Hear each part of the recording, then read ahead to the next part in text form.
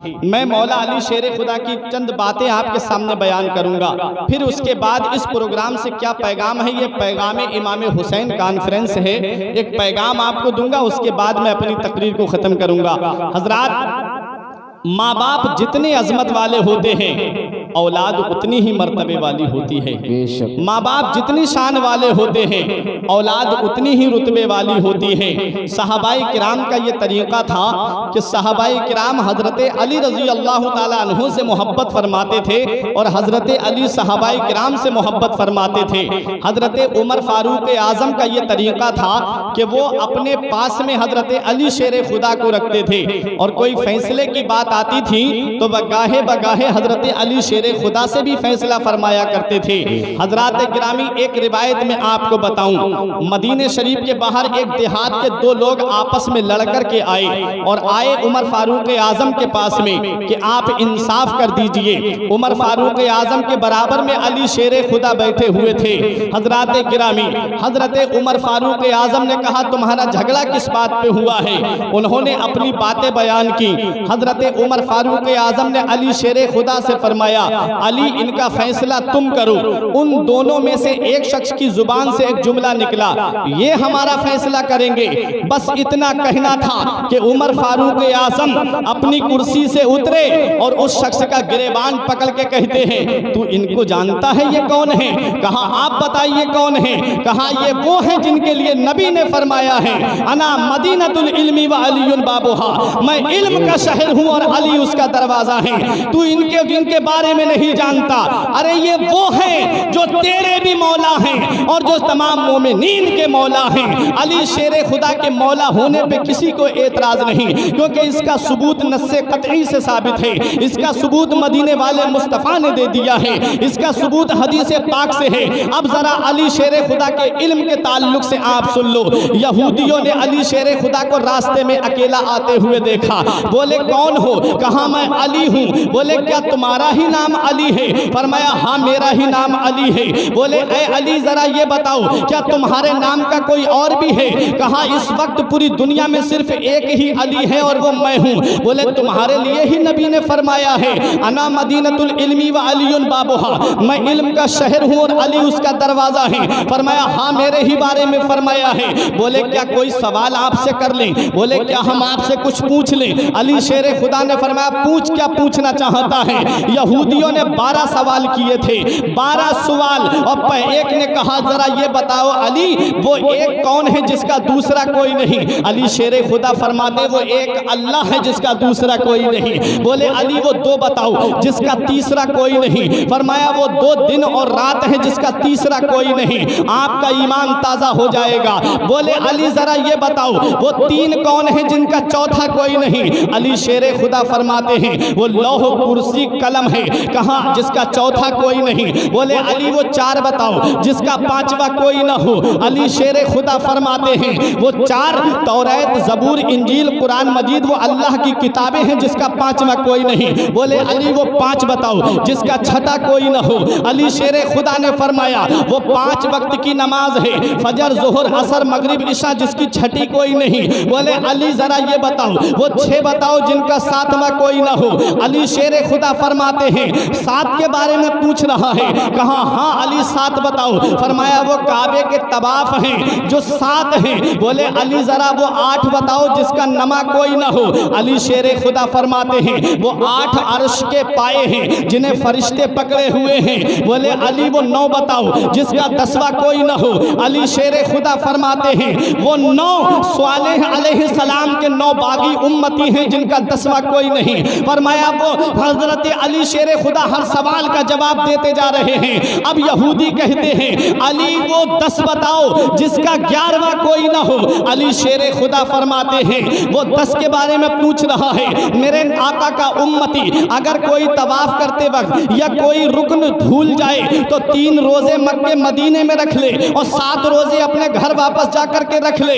10 रोजे हैं जिसका 11वां कोई नहीं। अब एक कहता है, अली, ये बताओ, वो 11 बताओ जिसका 12 बारवा कोई ना हो। अली शेर खुदा फरमाते हैं इन्नी राइतो अहदा अशरा कौकबों व शम्स वल कमर राइतो हुमली साजिदीन। फरमाया वो हजरत यूसुफ अलैहिस्सलाम के 11 भाई हैं, बोले अली वो 12 बताओ जिसका 13वां कोई ना हो।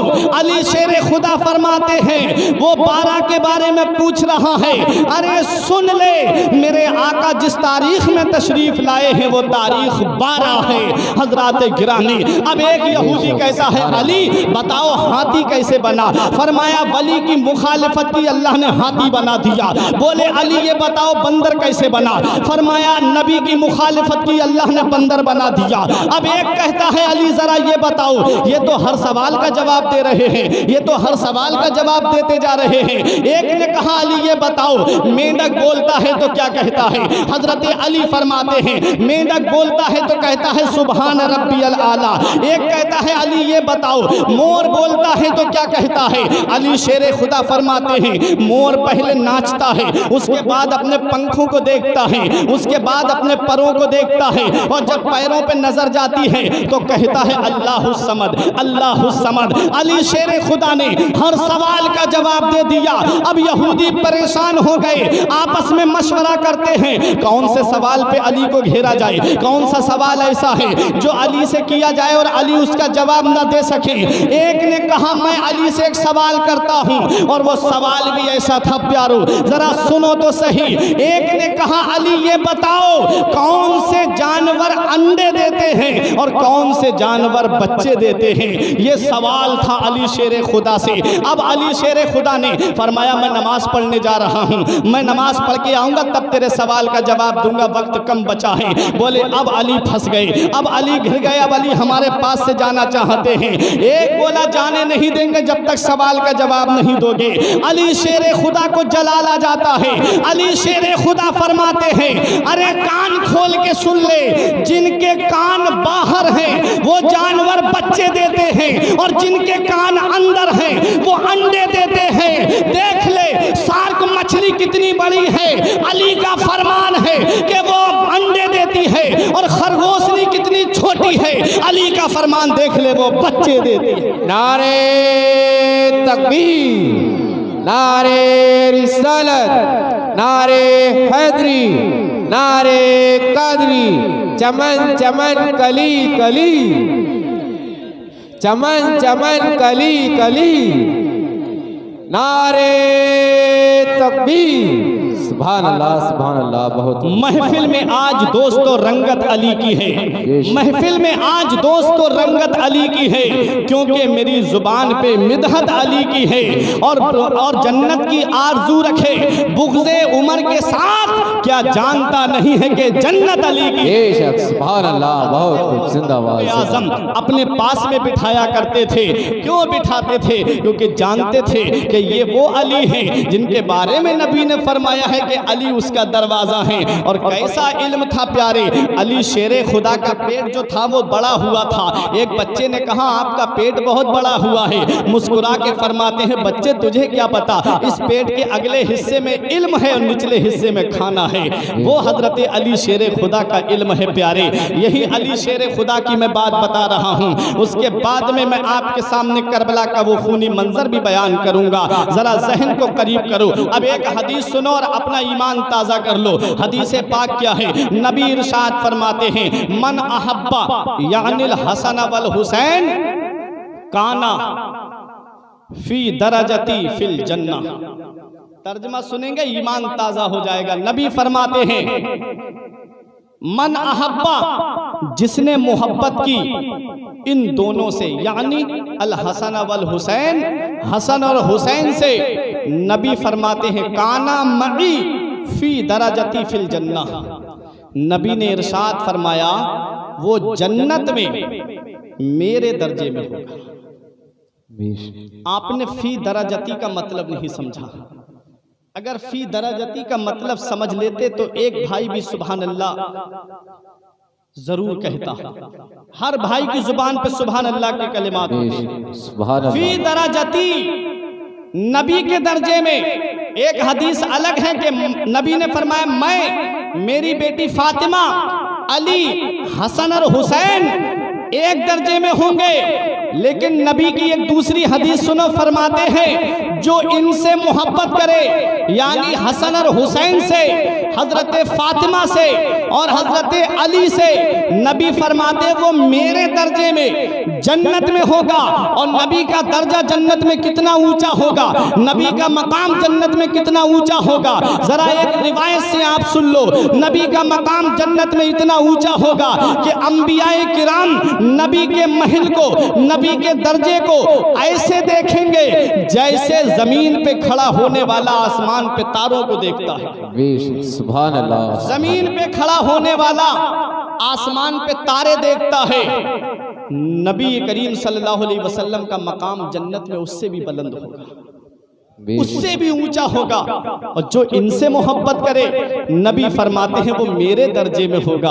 जरा सोचो तो सही, मोहब्बत का मतलब क्या होता है, मोहब्बत का माना क्या होता है। सिर्फ सीना कूटने से मोहब्बत का सबूत नहीं मिलेगा, सिर्फ कपड़े फाड़ने से मोहब्बत का सबूत नहीं मिलेगा। मोहब्बत का सबूत अगर देखना है तो अहले सुन्नत वल जमात में देखो कि जो हुसैन के बताए हुए रास्ते पे चलते हैं, हजरत हसन के बताए हुए रास्ते पे चलते हैं, इमाम हुसैन के, हजरत अली के और हजरत फातिमा के तरीके पे चलते हैं और दुनिया को ये पैगाम देते हैं, जिना बनेगी मुहिब्बान चार यार की कब्र, जो अपने सीने में ये चार बाग लेके चले।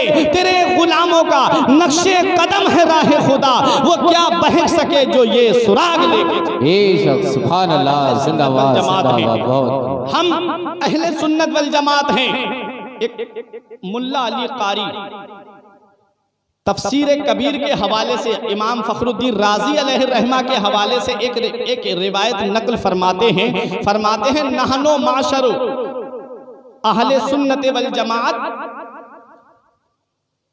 हम अहले सुन्नत वल जमात से हैं। रकीबना सफीनता मोहब्बत अहले बैत, हम अहले बैत के सफीने में, अहले बैत से मोहब्बत के सफीने में सवार हैं। इमाम फखरुद्दीन राजी की हवाले से मुल्ला अली कारी ने इस रिवायत को बयान किया है कि हम ऐसी जमात हैं अहले सुन्नत वल जमात कि जो अहले बैत की मोहब्बत के सफीने में भी सवार हैं। और फरमाते हैं और हम नजमे हिदायत, यानी जो नुजूम हिदायत सहाबाए किराम हैं, हम उनसे हिदायत भी लेते हैं। फनरजू निजाता मिन अहवालिल क़यामा, तो हम अल्लाह ताला की रहमत से यकीन रखते हैं, उम्मीद रखते हैं कि हम क़यामत की हौलनाकियों से बच जाएंगे। हम क़यामत के दिन क़यामत की हौलनाकियों से बच जाएंगे। वल हिदायता इला मा यूजिबु दर्जातल जिनान, और असहाब का दामन पकड़ लेंगे हम। असहाब का दामन जो हम पकड़े हुए हैं, इसके वसीले से हम जन्नत के आला दर्जों में पहुंच जाएंगे। तो पता चला एक हाथ में अहले बैत का दामन हो, एक हाथ में सहाबा का दामन हो, तभी तुम जन्नत के आला मकाम पर पहुंचोगे। फी दराजती का मतलब ये मत समझ लेना कि सिर्फ अहले बैत से मोहब्बत की तो तुम उस दर्जे में पहुंच जाओगे, नहीं। नबी के सहाबा से भी मोहब्बत करोगे तभी वो मकाम मिलेगा, नबी के सहाबा से भी मोहब्बत करोगे तभी वो तुम्हें वो अजमत मिलेगी।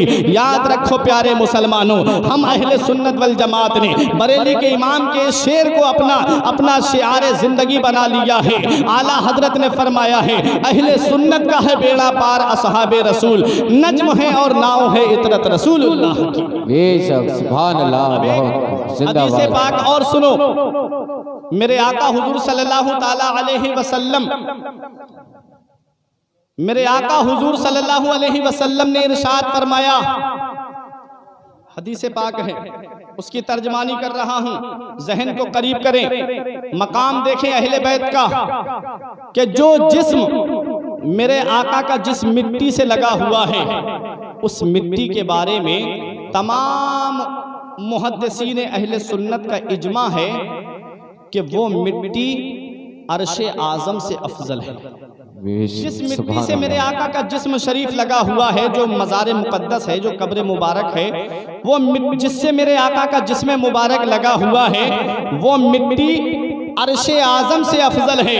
एक वहाबियों का बहुत बड़ा इमाम है इब्ने तैमिया, उसने भी ये तफसीर इसके तनाजुर में लिखा, तो वो कहता है कि ये बात हकीकत है कि नबी का जिस्म पाक जो है वो अर्श आज़म से अफजल है, लेकिन वो मिट्टी कैसे अफजल हो जाएगी अर्श आज़म से? तो कहा कि क्यों नहीं हो सकती, कहा अर्श आज़म पर तो अल्लाह बैठता है, माज़अल्लाह। उसने जो दलील दी, बोला अर्श आज़म पे तो अल्लाह बैठता है। तो इमाम तकीउद्दीन अब्दुल वसी काफी ने इसका रद्द किया। उन्होंने कहा एक बात बता, तूने जो ये दलील दी है कि अर्श आज़म पे अल्लाह बैठता है, ये दलील तेरी कहाँ तक सही है? अर्श मखलूक है और मखलूक, हर मखलूक हादिस है। तुझे बताना पड़ेगा कि अल्लाह उस पर बैठता है तो अल्लाह बैठने का मोहताज हुआ, माज़अल्लाह, और अल्लाह किसी का मोहताज नहीं है। और अर्श जो है वो महदूद है और अल्लाह की ज़ात लामहदूद है। तुझे बताना पड़ेगा कि जब अल्लाह अर्श पे बैठता है तो कितना बैठा और कितना बाकी रहा, माज़अल्लाह। तो उसकी दलील रद्द कर दी गई। फरमाया कि सुन, अर्श जो है उस पर अल्लाह तबारक व तआला जिस्मानियत से पाक है, बैठता नहीं है, बल्कि अल्लाह की सिफात का मजहर है। अल्लाह अपने सिफात की तजल्ली फरमाता है अर्श पर। तो प्यारे सुनो, यहीं से हमें सबूत मिल गया कि अल्लाह रब्बुल इज्जत अर्श आज़म पर अपने सिफात की तजल्ली फरमाता है। और खानाए काबा भी अल्लाह तबारक व तआला की तजल्ली, सिफात की तजल्ली का मजहर है।